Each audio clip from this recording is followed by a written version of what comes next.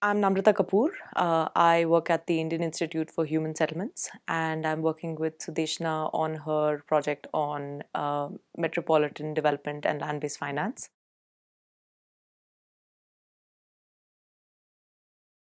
We've been noticing that for almost the last decade, all sort of policy speeches have been beginning with this adage about how India is going to be 40% urbanized by 2030.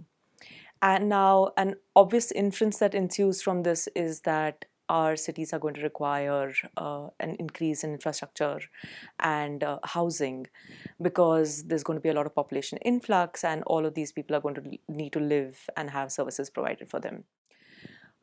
This is going to require land, but land in our cities is extremely expensive. And on the flip side, the municipalities have very low budgets, they have very scarce budgets. So it creates a certain kind of a problem for provision, infrastructure provision. At the same time, what's happening is for developers who want to provide affordable housing for the population that's coming in, are going further and further away from cities where land is relatively cheaper. The infrastructure and services in these places is even more scarce. So the municipalities have to stretch themselves to these extents to actually provide for services in these new regions which are developing outside on the peri-urban areas.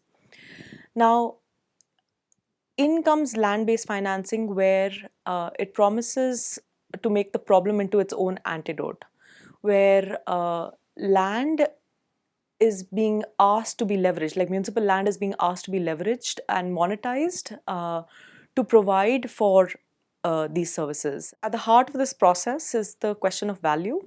Like, how do you value urban land? How much should it be leveraged for? And it's all well and good when there is a boom, but what happens when there is a bust? If you have leveraged your land during the boom and now during the bust, how do you recover this value? And what happens to your projects which are being funded through these land-based financing instruments? These are some of the questions that I will be looking into.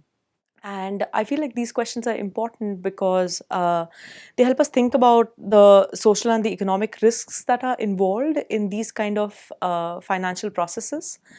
And they can help us, hedge risk, but also to think about whether this is the only way to finance our infrastructure. And yeah, that's pretty much about it.